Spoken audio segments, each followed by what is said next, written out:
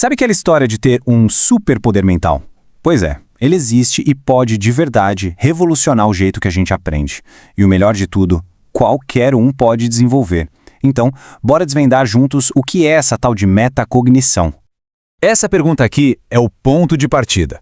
Quantas vezes a gente já não passou horas e horas estudando para, no final, sentir que nada ficou na cabeça? Essa frustração é super comum, mas a solução está num lugar que a gente nem imagina. Não é sobre estudar mais, e sim sobre entender como a gente estuda. E essa solução para aprender melhor, de um jeito mais eficiente, tem nome, viu? É metacognição. É basicamente a habilidade de dar um passo para trás e olhar para o nosso próprio pensamento, de assumir as rédeas do nosso processo de aprender. Imagina só poder ter uma visão de cima do seu cérebro trabalhando. A metacognição é mais ou menos isso. Não é só pensar, é pensar sobre o jeito que a gente pensa. É tipo entender as engrenagens da nossa mente para poder, a partir daí, guiar nosso aprendizado e tomar o controle da situação.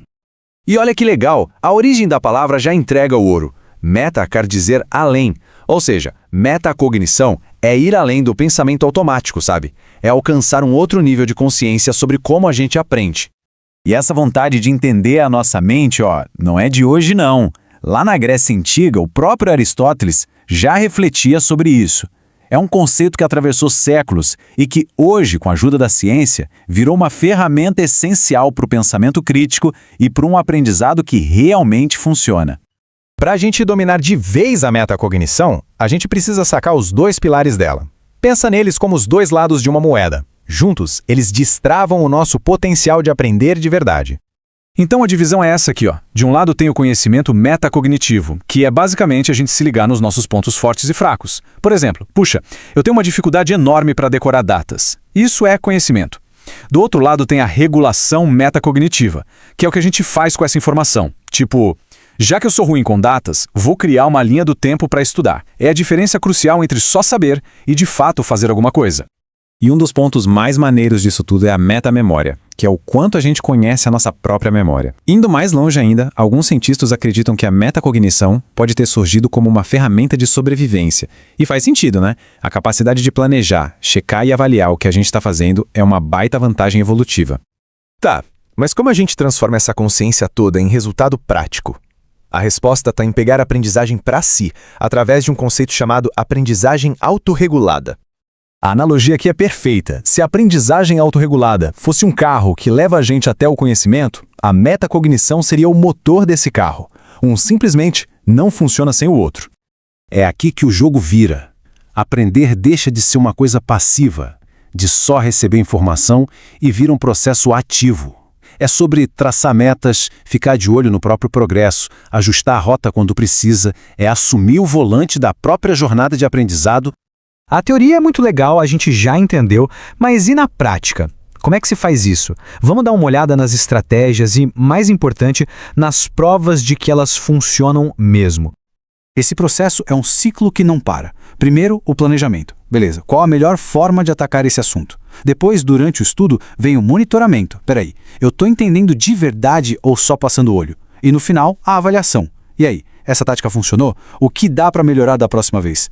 É uma busca constante por ser melhor. Aí um detalhe super importante. Essa regulação não é só sobre o que a gente pensa. É também sobre o que a gente sente. Lidar com a frustração, manter a motivação lá em cima, entender as nossas reações, tudo isso faz parte do pacote. Gerenciar as emoções é tão importante quanto a estratégia de estudo. E pode acreditar, isso não é só um papo bonito. A ciência foi lá e comprovou. Existem estudos super rigorosos, chamados de meta-análises, que investigaram o impacto de ensinar essas estratégias. E os resultados são bem impressionantes.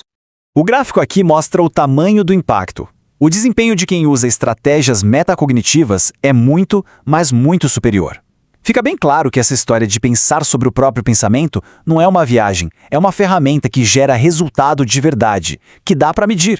Ok, depois de mergulhar nesse universo da metacognição, a grande pergunta que fica é: qual o próximo passo para tirar essa teoria do papel e colocar em prática? Resumindo a ópera, os benefícios transformam a vida de qualquer estudante. É sobre estudar de forma mais inteligente e não necessariamente mais difícil. É sobre usar melhor o tempo, ter um desempenho melhor e, o mais importante de tudo, ganhar autonomia e confiança para aprender qualquer coisa pela vida toda. Então, a reflexão final é um convite mesmo, um chamado para ação.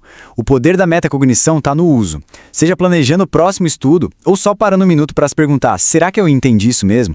O primeiro passo nessa jornada de aprender e aprender começa agora.